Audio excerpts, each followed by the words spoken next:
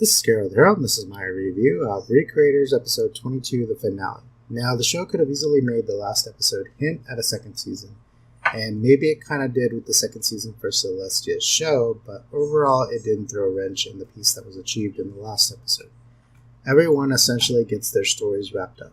Celestia's creator feels sad about her dying in this world, but he's consoled by Meteora that he can continue her story so that she's not really dead.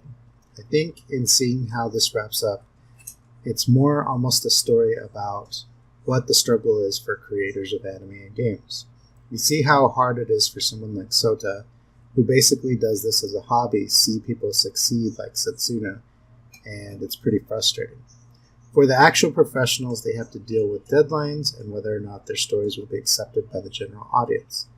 At the end of the episode, everyone gets to enjoy their time there, just relaxing and enjoying each other's company, even when Meteora explains that their time is short and they have to go back to their stories. They're kind of like whatever, and they pretty much go back to eating and drinking. Sota gets to some closure when he goes to Setsuna's grave.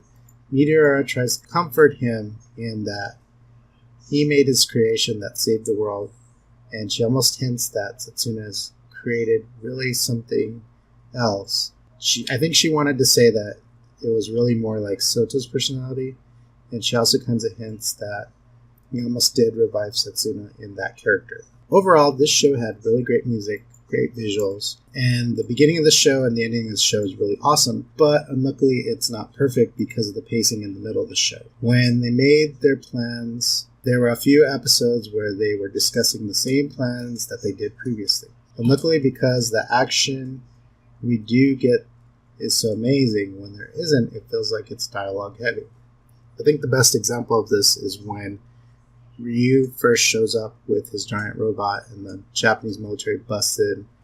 In the next scene, they just start talking again. I think this is the case throughout most of the show until we get to the ending episodes that make up for the slow pacing, in that we had a lot of major death scenes. It wasn't like some shonen where everyone lives, or if they look like they died, they somehow survive by just resting up for a little bit.